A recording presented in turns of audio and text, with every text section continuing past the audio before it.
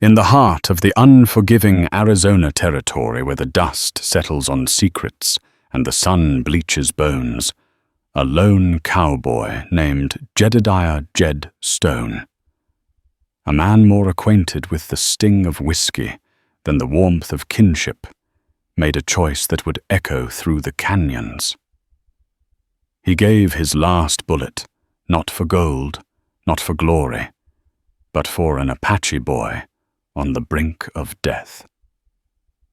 This single act of defiance against a posse of his own kind would set in motion a chain of events that would test the very limits of loyalty, blur the lines between enemy and brother, and forever bind his fate to the people he was once taught to fear. This is the story of how one man's final act of desperation became a legend whispered on the wind. The sun was a merciless hammer in the vast ochre expanse of the Arizona desert. It beat down on the cracked earth on the skeletal remains of saguaro cacti, and on the lone rider, a man who seemed as weathered and worn as the landscape itself, Jedediah.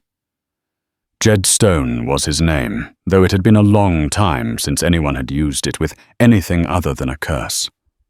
A thick layer of dust caked his face, mingling with the sweat that trickled from beneath the brim of his battered Stetson. His horse, a weary roan named Rusty, plodded onward, its head hanging low, each step a testament to their shared exhaustion.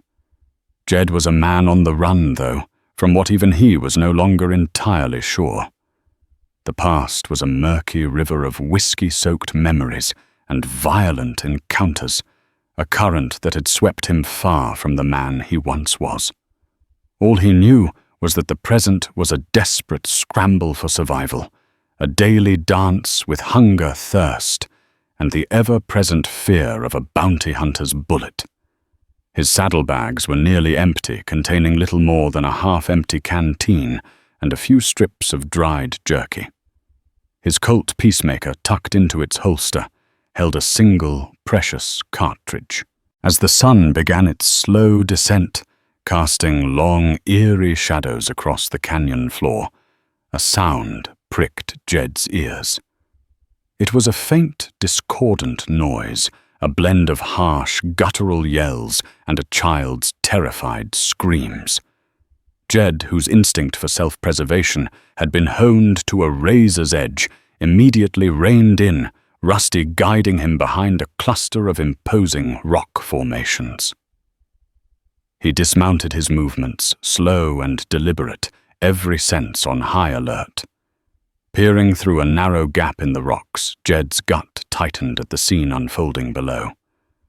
A posse of 4 men, their faces flushed with the heat and the thrill of the chase, had cornered a young Apache boy.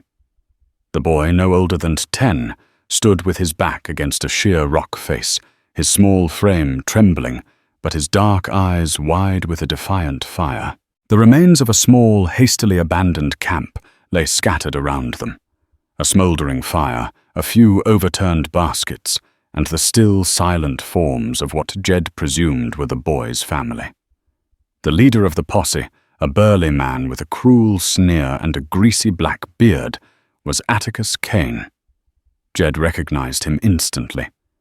Kane was a bounty hunter of the worst sort, a man who reveled in the suffering of others, and whose reputation for brutality was whispered in hushed tones in every saloon and trading post from Tucson to Tombstone. He held a length of rope in one hand, coiling and uncoiling it with a sinister rhythm. "Nowhere left to run, you little savage," Kane snarled his voice, a low growl that carried on the still desert air.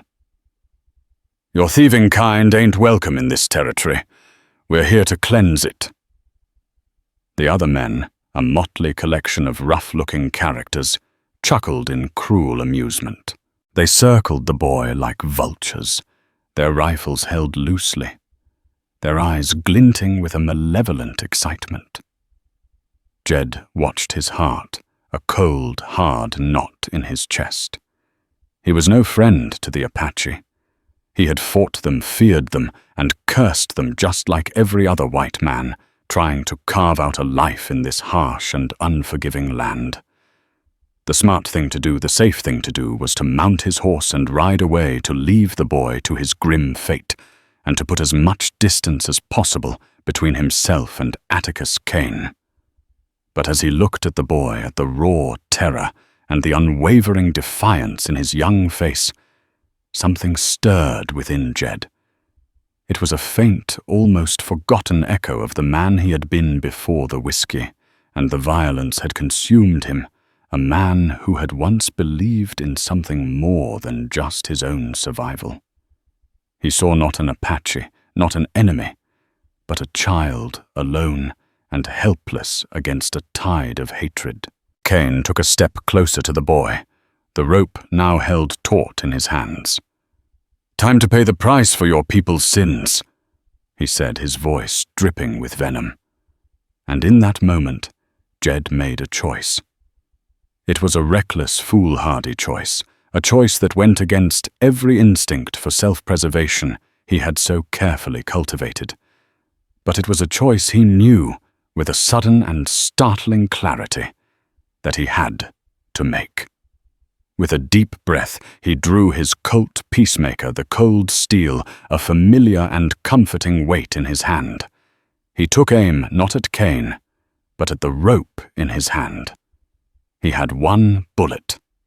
He couldn't afford to miss. The crack of the gunshot echoed through the canyon, a sharp, deafening report that shattered the tense silence.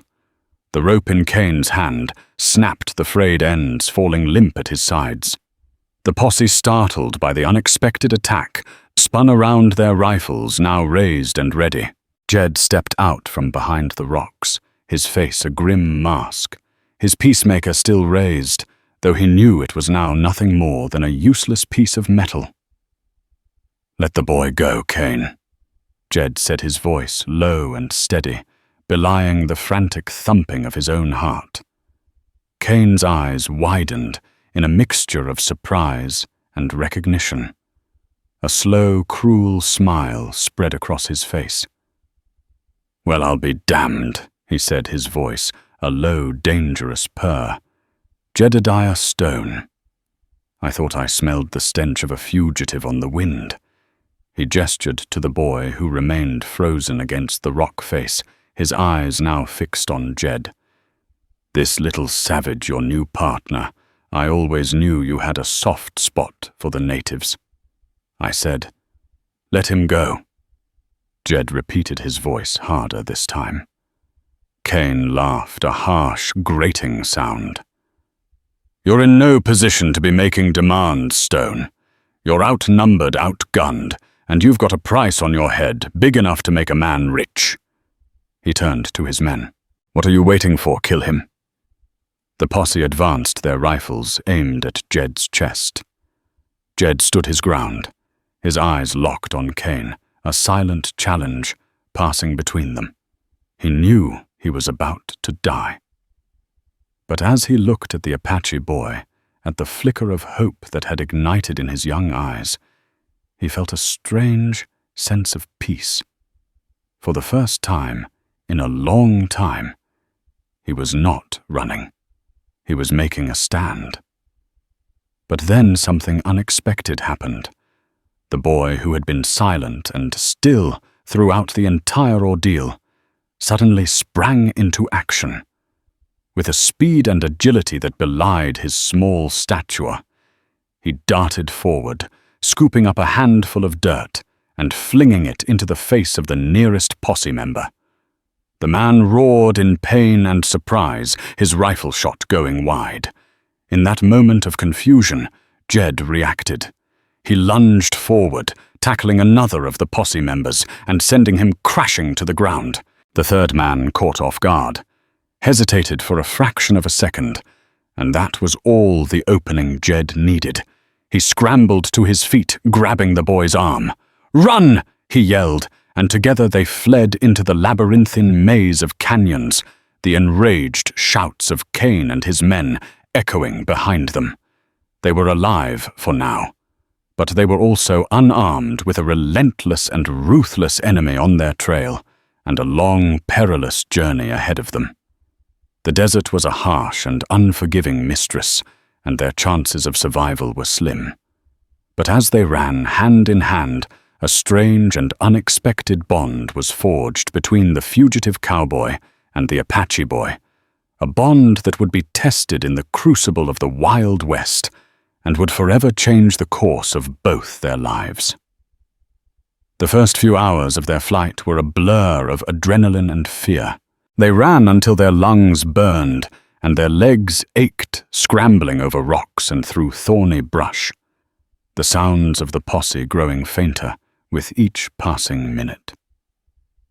When they finally dared to stop, the sun had dipped below the horizon, painting the sky in fiery hues of orange and purple. They were hidden deep within a narrow, winding canyon, the towering rock walls providing a temporary sense of security. Jed collapsed onto the hard, unforgiving ground, his body screaming in protest. The boy, whose name Jed still did not know, stood a few feet away, his chest heaving, his small frame trembling, but his eyes were sharp and alert, constantly scanning their surroundings. The silence between them was as vast and empty as the desert itself. Jed, never a man for idle chatter, was even less inclined to it now. He was a man of action, not words, and the current situation called for a clear head and a steady hand, both of which he felt he was sorely lacking. The whiskey he had craved just hours before now seemed like a distant, foolish indulgence. He needed to think, to plan, to find a way out of this mess. The boy, for his part, remained a slant, enigmatic presence. He moved with a quiet grace that was at odds with the harshness of their environment, his moccasin-clad feet making no sound on the rocky ground. He would occasionally disappear for a few minutes, only to reappear with a handful of berries or a piece of edible root, which he would offer to Jed with a silent, solemn gesture. Jed at first was hesitant to accept. He had been taught to view the Apache as savages, as a people to be feared and eradicated. But as the days wore on, and his hunger grew more gnawing, he found himself reluctantly accepting the boy's offerings. The berries were tart, but nourishing, the roots earthy and filling. The boy, it seemed, knew the secrets of the desert secrets that were a closed book to a white man like Jed. Their journey was a relentless test of endurance. The days were scorching, the nights bitingly cold.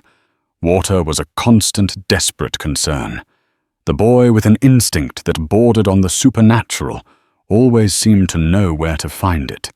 A hidden spring, trickling from a rock face, a shallow pool collected in a shaded basin.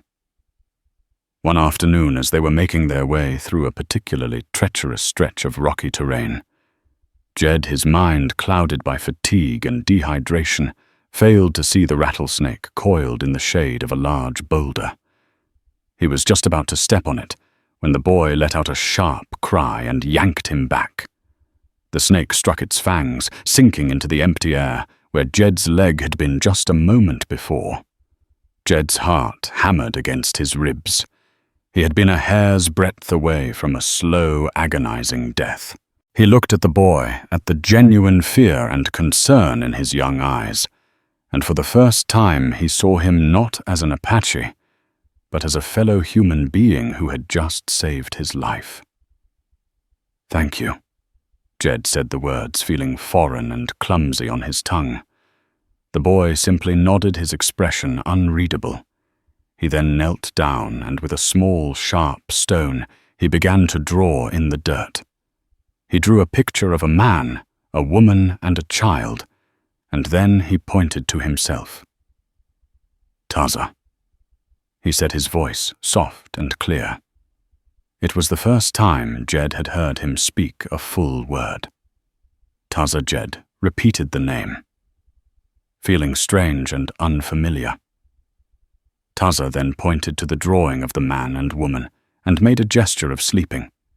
Then he pointed to the sky. Jed understood. His parents were dead, killed by Cain and his men.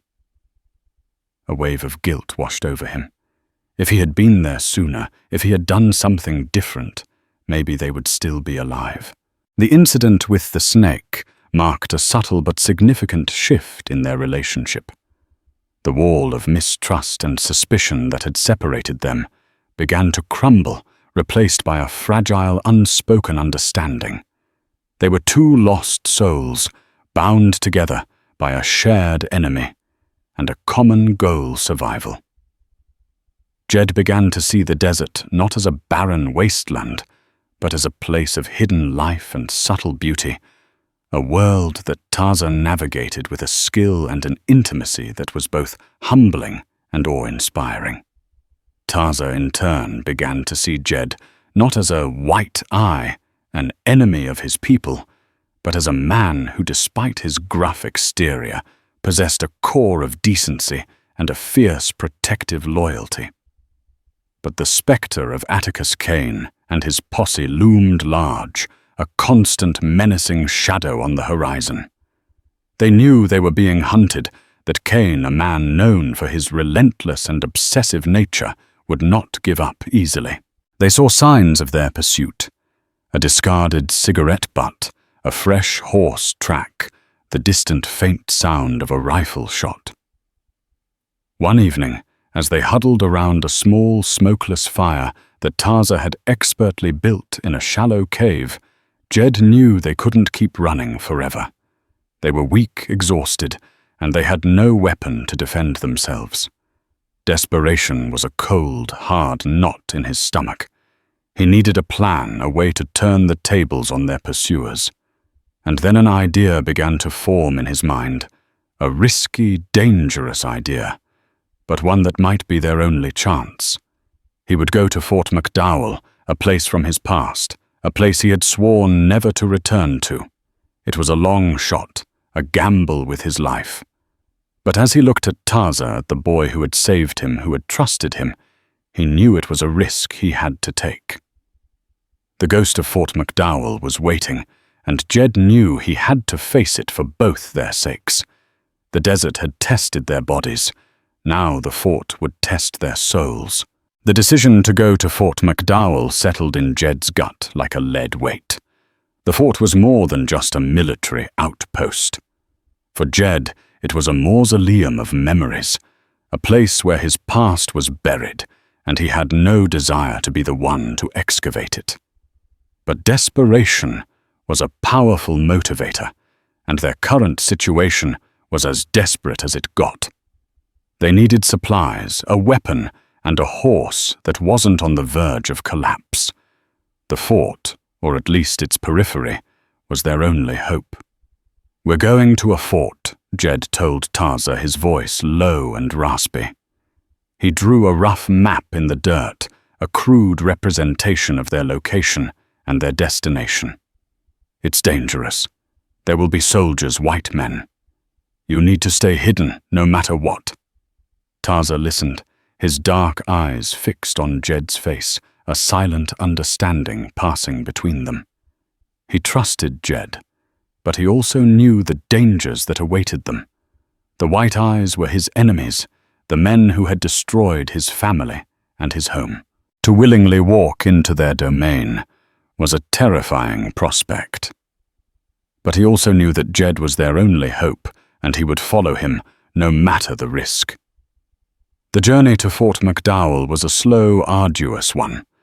They traveled by night using the cover of darkness to avoid detection, and rested during the day in the relative coolness of caves and canyons.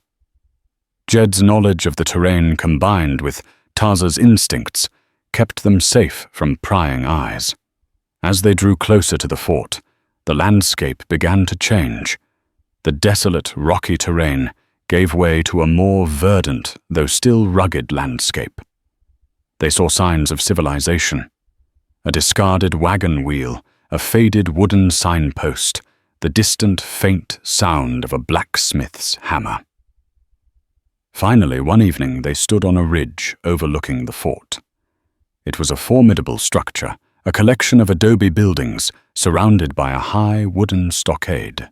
The American flag fluttered in the breeze, a symbol of both protection and oppression, depending on which side of the wall you stood. Jed's breath caught in his throat. The sight of the fort brought a flood of memories rushing back. Memories he had tried so hard to bury. He had been a soldier here once, a young idealistic man who believed in honor and duty. But the fort had a way of corrupting even the most virtuous of souls. The boredom, the isolation, the constant low-level warfare with the Apache, it had all taken its toll, chipping away at his moral compass until there was nothing left but a hollow shell of the man he once was. He remembered the endless patrols, the skirmishes in the desert, the faces of the men he had killed, both Apache and white. He remembered the whiskey-fueled brawls in the cantina, the empty promises of glory and riches, the pervasive sense of disillusionment that had settled over the fort like a plague.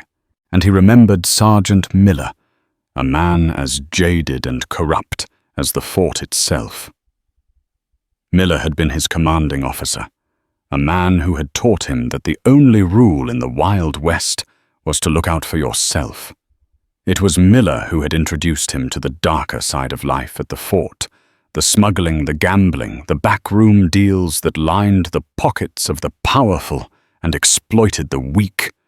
It was Miller who had been there the night everything went wrong, the night a payroll shipment had gone missing, and Jed had been framed for the crime.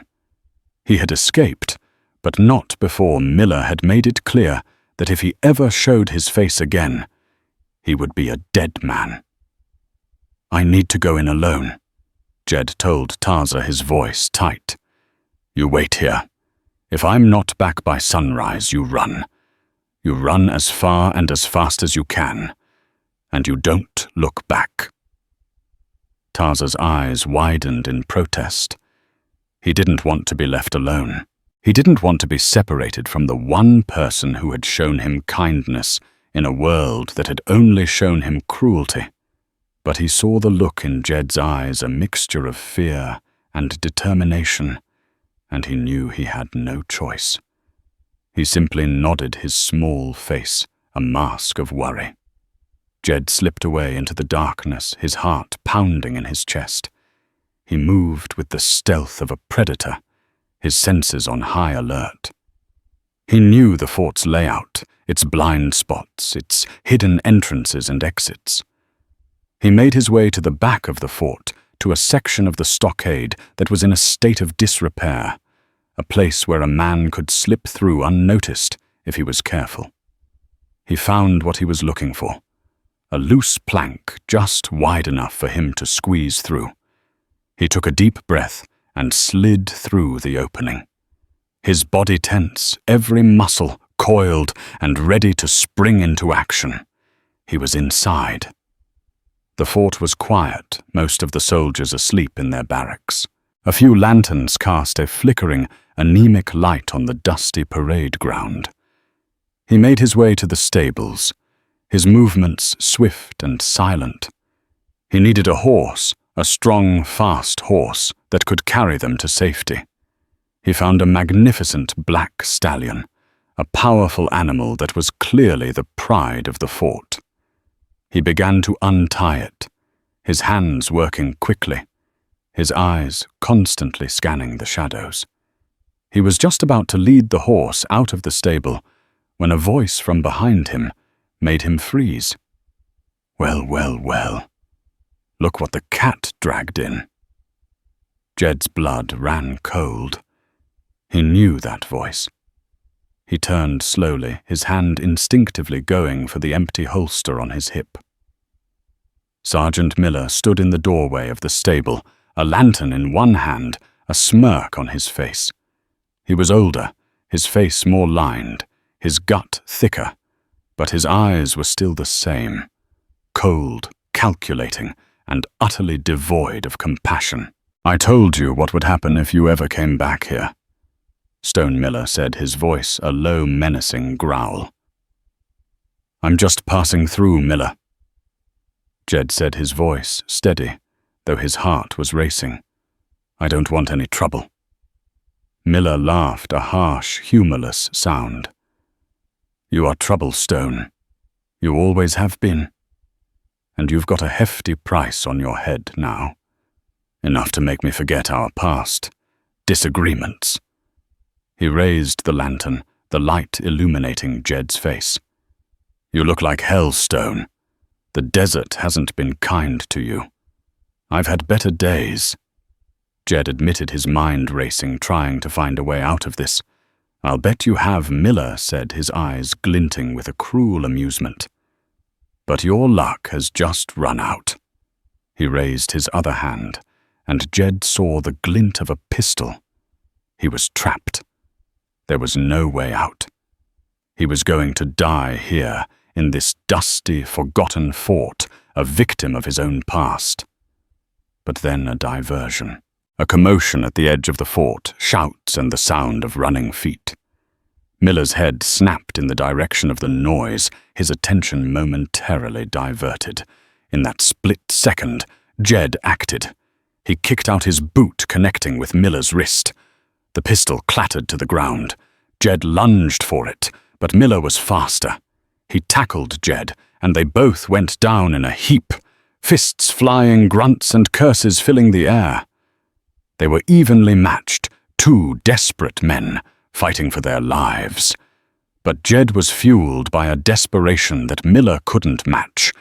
He was fighting not just for himself, but for the boy waiting for him on the ridge. He managed to get the upper hand, pinning Miller to the ground, his forearm pressed against his throat. "Don't do it!" Stone Miller choked out, his eyes wide with fear. "You kill me, and you'll have the whole fort on your tail." Jed hesitated. He could end it right here, right now. He could silence the ghost of his past. Forever. But as he looked down at the pathetic, gasping man beneath him, he saw not a monster, but a reflection of himself. A man who had made all the wrong choices for all the wrong reasons. He let him go. He grabbed the pistol and a pouch of ammunition, and he ran. He ran as fast as he could, the sounds of the fort's alarm bells ringing in his ears. He scrambled back through the loose plank in the stockade, his heart pounding, his lungs burning. He reached the ridge where Taza was waiting, his eyes wide, with a mixture of fear and relief. "We have to go," Jed said, his voice breathless. "Now!" He helped Taza onto the black stallion, and they rode off into the night, the shouts and the gunshots of the fort fading behind them. They were alive and they were armed, but they were also more exposed than ever. Jed had faced the ghost of his past, and he had survived. But he knew with a sinking feeling in his gut that the past was not done with him yet. And as they rode deeper into the desert, he couldn't shake the feeling that they were riding not towards safety, but towards an even greater danger. The black stallion, a creature of pure power and untamed spirit, carried them through the night with a speed and endurance that Rusty in his prime could only have dreamed of. Jed, with Taza holding on tightly behind him, pushed the horse to its limits. The wind whipping at their faces, the rhythmic thud of its hooves, a desperate drumbeat against the silent desert floor. They rode for hours, putting as much distance as possible between themselves and the fort. When the first faint hint of dawn appeared on the eastern horizon, Jed finally allowed the stallion to slow to a trot, its flanks heaving, its coat slick with sweat. They had escaped, but the close call at the fort had left its mark. Jed was on edge, his nerves raw, every shadow a potential threat, every sound a harbinger of danger. He knew that Miller, his pride wounded, and his greed stoked by the bounty on Jed's head, would not let the matter rest. He would send men after them, trackers who knew the desert as well as he did. But as the days turned into a week, and the vast, empty expanse of the desert remained just that, vast and empty. A fragile sense of security began to take hold. They saw no signs of pursuit, no dust clouds on the horizon, no fresh tracks in the sand. It seemed for now that they had shaken their pursuers. The journey, however, was far from over. They were still fugitives in a hostile land, their supplies dwindling, their future uncertain. And as their immediate danger subsided, a new, more subtle challenge emerged, the growing bond between them, a bond that was both a source of strength and a potential source of conflict. Taza, who had been a silent, watchful presence, began to open up. He started to speak, not just in single words, but in short, hesitant sentences, a mixture of his native Apache and the broken English he had picked up from his limited contact with the white world. He told Jed about his people, the White Mountain Apache, a proud and resilient tribe who had lived in these mountains for generations. He spoke of their traditions, their beliefs, their deep connection to the land. He taught Jed how to read the signs of the desert, how to find water where there seemed to be none, how to identify the plants that could heal and the ones that could kill. Jed, in turn, found himself listening with a surprising eagerness. He had always seen the Apache as a faceless, monolithic enemy, a savage horde that needed to be tamed or eradicated. But through Taza's stories, he began to see them as a people with a rich and complex culture, a people who had suffered greatly at the hands of his own kind. He learned that Taza's father, a respected warrior named Dasoda Hai, had been a man of peace, a leader who had tried to find a way for his people to coexist with the white settlers. But his efforts had been met with betrayal and violence, culminating in the brutal attack that had claimed his life and left Taza an orphan. As Taza spoke of his father, his voice thick with a mixture of grief and pride, Jed felt a familiar pang of guilt. He had been a part of the system that had destroyed Taza's world, a soldier in the army that had driven his people from their ancestral lands. He had never personally harmed an Apache child, but he had been complicit in the larger violence, a cog in the machine of conquest. The weight of his past, a past he had tried so hard to outrun, seemed to press down on him with a new and crushing force. He was a fugitive, a man with a price on his head, a man who had brought nothing but trouble and sorrow to the one person who had shown him kindness. One evening, as they sat by a small fire, the vast, star-studded sky stretching above them like a dark velvet blanket, Taza made a proposal that would change the course of their journey. "We go to my people," he said, his voice soft but firm.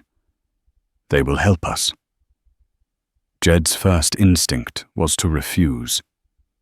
To walk into an Apache camp as a white man was suicide. He would be seen as an enemy, a threat, a representative of the very people who had brought them so much suffering. "They will kill me, Taza," he said, his voice grim. "No," Taza insisted, his eyes pleading. "I will tell them you saved me. I will tell them you are my friend." Jed looked at the boy, at the unwavering trust in his young face, and he felt a wave of conflict wash over him. He was tired of running, tired of being alone. The thought of a community, of a place where he might find some semblance of peace, was a powerful temptation. But the risk was enormous. He remembered the stories he had heard from other soldiers. Stories of white men who had been captured by the Apache, stories of torture and slow, agonizing death. He had no reason to believe his fate would be any different.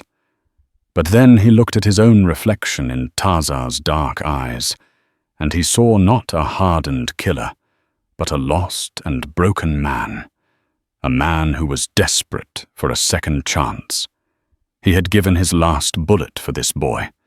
He had faced down his own past for him, Maybe it was time to trust him to take a leap of faith into the unknown. "All right, Taza," he said, his voice barely a whisper. "We'll go to your people." The decision was made. They would journey to the heart of Apache territory, to the hidden stronghold of the White Mountain tribe. It was a journey into the lion's den, a gamble with the highest possible stakes.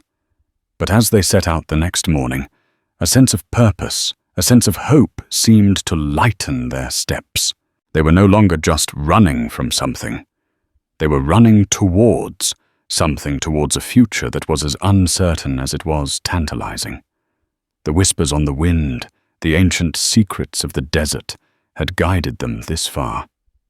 Now they would have to trust that those same whispers would lead them to a place of refuge, a place where a fugitive cowboy and an Apache boy could find a home. But the path ahead was fraught with peril, and the trial of the white man was just beginning. The journey to the White Mountain Apache stronghold was a pilgrimage into a world Jed had only ever seen through the sights of a rifle. Taza, now their guide, led them through a landscape that became increasingly wild and untamed, a labyrinth of canyons and mesas that seemed designed by nature itself to repel outsiders. The black stallion, though powerful, struggled on the treacherous paths, and they were forced to dismount and lead it for long stretches. As they ventured deeper into Apache territory, a palpable sense of being watched settled over Jed. He saw fleeting shadows on distant ridges, heard the faint, almost imperceptible snap of a twig in the underbrush. They were not alone. The whispers on the wind had carried news of their approach, and the eyes of the Apache were upon them. Finally, after days of arduous travel, they arrived. The Apache camp was nestled in a hidden valley, a collection of wickiups, dome-shaped dwellings made of branches and hides, clustered around a central fire. The air was thick with the smell of wood smoke and roasting meat, and the sounds of a vibrant community. The laughter of children, the rhythmic chanting of a medicine man, the murmur of conversation, filled the valley. But as Jed and Taza emerged from the tree line, a sudden chilling silence fell over the camp.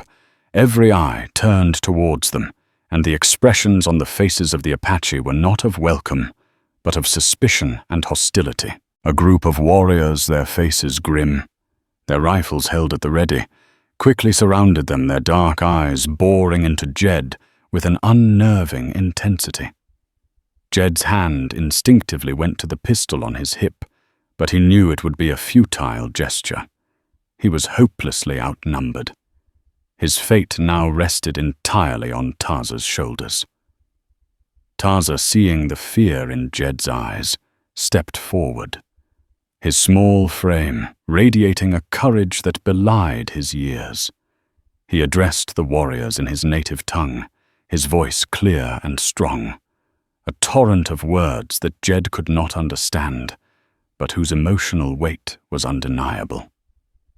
He gestured to Jed, then to himself, his hands weaving a story of their shared journey, of the posse of the last bullet, of the rattlesnake of the fort. The warriors listened, their expressions unreadable. When Taza had finished, a tall, imposing man with a stern, weathered face and eyes that held the wisdom and sorrow of a lifetime stepped forward. He was Cochise, Taza's uncle, and the chief of the White Mountain Apache. He looked at Jed, his gaze sharp and penetrating, as if he could see into the very depths of his soul. He spoke in a low, guttural voice, and one of the younger warriors, who knew some English, translated. "Why is this white man here?" The translator asked, his voice flat and emotionless. "He saved my life," Taza said, his voice unwavering. "He is my friend." Cochise's gaze remained fixed on Jed. A white man's friendship is a fleeting thing, like a desert mirage. It promises water, but delivers only sand. He then gestured to two of his warriors. "Take him." Jed's heart sank. He was a prisoner. The warriors grabbed his arms, their grip like iron. They led him to the center of the camp and tied him to a wooden post, his hands bound tightly behind his back. The trial of the white man had begun. For the rest of the day, Jed remained tied to the post, a spectacle for the entire village. The people of the camp, men, women, and children, would walk by their faces a mixture of curiosity, anger, and grief. They saw in him not an individual, but a symbol of their suffering, a representative of the people who had stolen their land, killed their families, and destroyed their way of life. Some spat at him, their faces contorted in hatred. Others threw stones, their aim true, their anger palpable. An old woman, her face a mask of sorrow, approached him and began to wail her voice, a heart-breaking lament for a husband and a son she had lost to the white man's bullets. Jed endured it all in silence, his head held high, though his heart was heavy with a shame he had never known before. He saw in their faces the human cost of the conflict. He had once been a part of the deep, raw wounds that his people had inflicted upon theirs. Taza remained by his side throughout the ordeal, a silent, steadfast presence. He would bring him water, his small hands struggling to hold the gourd steady. He would try to shield him from the thrown stones, his small body a fragile but determined barrier. His loyalty was a beacon of light in the darkness of Jed's despair. As night fell, a council of elders gathered around the central fire. Cochise presided over the meeting, his face grim, his expression unreadable. The fate of the white man was to be decided. Taza, his voice trembling, but his resolve unshaken once again, pleaded Jed's case. He spoke with a passion and an eloquence that moved even the most hardened of warriors. He told them of Jed's courage, of his selflessness, of the bond they had forged in the crucible of the desert. But his words were met with skepticism and anger. Other warriors spoke, their voices raised in a chorus of outrage. They spoke of the broken treaties, the stolen land, the massacres of their people. They saw Jed as an enemy, a spy, a threat that needed to be eliminated. The debate raged on for hours, the firelight casting flickering shadows on the faces of the council members. Jed's life hung in the balance, a single thread in a complex tapestry of history, hatred, and hope. As the arguments reached a fever pitch, a new voice entered the fray. It was Geronimo, the tribe's medicine man, a revered elder whose wisdom was sought by all. He had been silent throughout the proceedings, his ancient eyes as dark and deep as the night sky fixed on Jed.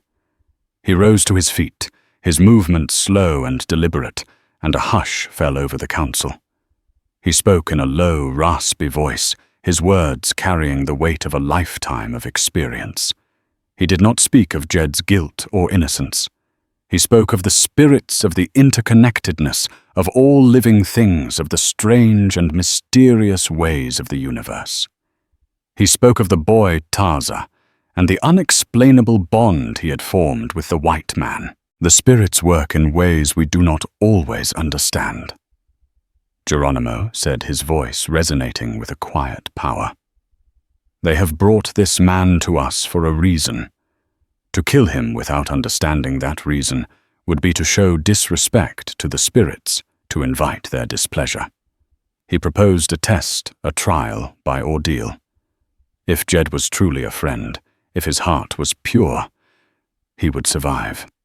If he was an enemy, the spirits would deliver their own justice. Cochise, his face still grim, considered Geronimo's words. He looked at Taza, at the unwavering loyalty in his young nephew's eyes. He looked at Jed, at the man who had endured the scorn and hatred of his people with a quiet dignity. Finally he nodded. The white man would be given a chance to prove himself, but it would be a trial of fire, a test of courage and endurance that would push him to the very limits of his being. The trial of the white man was not over. It had just entered its most dangerous and decisive phase. The trial, as devised by Geronimo and decreed by Cochise, was to be a test of survival, a journey into the heart of the Apache's sacred lands. Jed was to be taken to the base of the Chiricahua Mountains, a place of immense spiritual significance to the tribe, and left with nothing but a knife and a canteen of water. He was to survive for 3 days and 3 nights, and if he returned, he would be deemed worthy of their trust. If he failed, the desert would claim him a fitting end for a man whose people had brought so much death and destruction to the land. As the warriors prepared for the journey, a sense of foreboding settled over Jed. He had survived the desert before, but that was with Taza by his side. To face it alone with only a knife for protection and a single canteen of water was a daunting, if not impossible, task. Taza pleaded with his uncle to let him go with Jed, but Cochise was adamant. This was a trial for the white man alone. Taza's loyalty had been proven. Now it was Jed's turn. The journey to the mountains was a somber affair. Jed, his hands still bound, was placed on a horse and led by a group of stone-faced warriors. Taza followed on foot, his eyes red with unshed tears, his small face a mask of worry. When they reached the designated spot, a desolate, rocky expanse at the foot of the towering mountains, the warriors unbound Jed and gave him the knife and the canteen. They then turned and rode away without a word, leaving him alone in the vast, silent wilderness. The first day was a struggle for survival. The sun was a relentless tormentor, and the water in his canteen dwindled at an alarming rate. He used his knife to dig for roots, his stomach churning with a hunger that was both physical and existential. He was alone, utterly and completely alone, and the weight of his solitude was a crushing burden. As night fell, he found shelter in a small cave, the darkness a welcome respite from the oppressive heat. But the night brought its own terrors. The sounds of the desert, the yip of a coyote, the hoot of an owl, the rustle of some unseen creature in the brush, were magnified in the silence, each sound a potential threat. He thought of Taza, of the boy's unwavering faith in him. He thought of the life he had left behind, the life of a fugitive, a man with no home, no family, no purpose. He had been given a second chance, a chance to prove himself, to earn a place in a world he had once sought to destroy. He would not fail. The next 2 days were a blur of hardship and determination. He used the skills that Taza had taught him, finding water in the most unlikely of places, identifying edible plants, setting crude traps for small game. He was no longer just a white man in a hostile land. He was a student of the desert, a humble supplicant to its harsh but beautiful laws. On the 3rd day, as he was making his way back towards the Apache camp, a sense of triumph welling in his chest, he saw something that made his blood run cold. A group of riders, their faces obscured by the distance, were approaching the valley where the Apache camp was located. They were not Apache. They were white men, and they were heavily armed, and leading them was a man whose silhouette was burned into Jed's memory, Atticus Kane. A wave of dread washed over Jed. Kane had found them.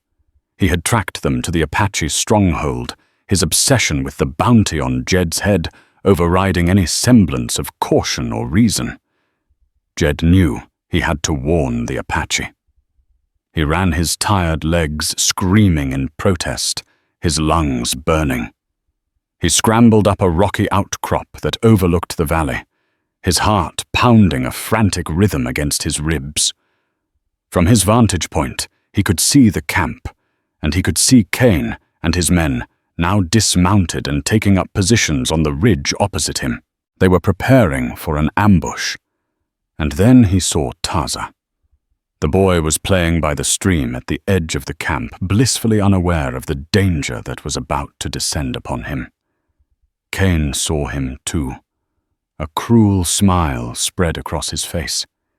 He had found his bait. Before Jed could react, 2 of Cain's men descended on Taza, grabbing him and dragging him back up the ridge. The boy's terrified screams echoed through the valley, a sound that pierced Jed's heart like a knife. The Apache camp erupted in a flurry of activity. Warriors grabbed their rifles, their faces a mixture of confusion and rage. But they were caught off guard, their camp exposed, their children vulnerable. Cain, holding Taza in front of him as a human shield, yelled out his voice, a triumphant roar. "Stone, I know you're out there. Come out and face me, or the boy dies." Jed was trapped. If he revealed himself, he would be a clear target for Cain's men. If he didn't, Taza would be killed. But then something unexpected happened. A small group of Apache warriors, the same ones who had taken him to the mountains, appeared at his side. They had seen the ambush, and they had come to help. "We will fight with you, white man," the lead warrior said, his voice grim but resolute. "You have proven your heart. You are one of us now." A surge of gratitude and a fierce protective loyalty washed over Jed. He was no longer alone. He had allies, brothers in arms. He quickly devised a plan, a risky, desperate plan, that combined his knowledge of Cain's tactics with the Apache's intimate knowledge of the terrain. They would use the element of surprise, the cover of the canyons, to turn the tables on their attackers. The battle that followed was a brutal, chaotic affair. It was a clash of 2 worlds, a fight for survival, for honor, for the life of a boy who had become the unlikely bridge between them.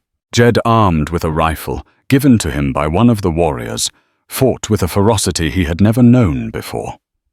He was no longer just fighting for his own life. He was fighting for his new family, for the people who had taken him in, who had given him a home.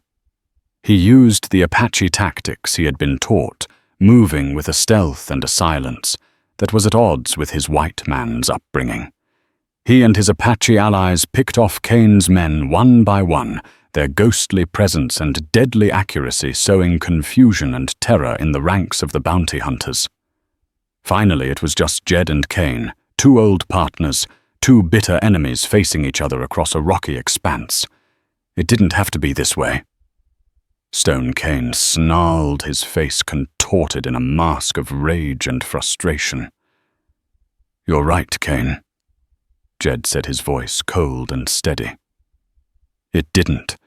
He then revealed the truth he had carried with him for so long.